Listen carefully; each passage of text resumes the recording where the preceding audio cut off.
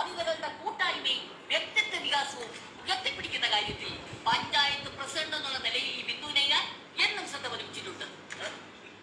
ബിന്ദു നൈനാന്റെ നേതൃത്വത്തിലുള്ള ഈ പഞ്ചായത്ത് ഭരണ സമിതി പാവപ്പെട്ട കർഷക തൊഴിലാളിയുടെ കണ്ണീരൊപ്പാൻ എന്നും പ്രതിജ്ഞാബദ്ധമാണ്. ഏതൊരു പാവപ്പെട്ട തൊഴിലാളിയോടും സ്വന്തം സഹോദരങ്ങളോടെന്ന പോലെ സമഭാവനയോട് പെരുമാറാനാണ് ബിന്ദു നൈനാൻ ശ്രമിച്ചിട്ടുള്ളത്. എന്തിനാ ഇറങ്ങിയിരിക്കണം? എന്റെ അച്ഛന്റെ കുത്തുവാലിക്കൂടെ കത്തിച്ചു വെച്ചിരിക്കണം. വെള്ളത്തൊന്നുമാതിന്റെ അച്ഛന്റെ വകയാണ് വെള്ളം കൂട്ടാ വായ്പ എന്നൊന്നും എഴുതിയില്ലല്ലേ? അണ്ണന് നല്ല മെമ്മറിയാ. ഒരു വീഡിയോ ക്യാമറ കൊണ്ടുവരായിരുന്നു.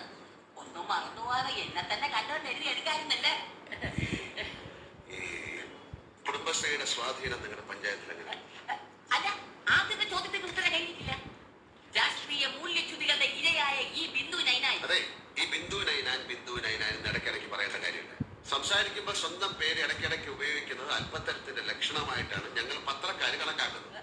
ഒള്ളേ അപ്പൊ പിന്നെ ചാനലൂറി നേതാക്കന്മാര് മൊത്തം സ്വന്തം പേര് പറഞ്ഞു പറഞ്ഞാലേ കാര്യങ്ങൾ. അവര് വിവരദോഷികളാണെന്നുള്ള കാര്യം പൊതുവെ ഞങ്ങൾക്കറിയാം. അപ്പൊ ഞാനല്ലെന്ന് താങ്ക്സ്, മനസ്സിലാക്കിയത് നന്ദി. മോനെ, ഈ ഡ്രസ്സിൽ ഫോട്ടോ എടുത്തടാ. എപ്പോഴേ എടുത്ത്. എന്നാ പിന്നെ സാരി മാറ്റാം. ഈ ഇന്റർവ്യൂ എടുക്കാൻ വേണ്ടി 4 സാരിയാണ് മാറ്റി വെച്ചിരിക്കുന്നത്. ഇതൊന്നും എഴുതി കളയല്ലേ, ബന്ധത്തിന്റെ പുറത്ത് പറഞ്ഞു കാണുക കേട്ടാ.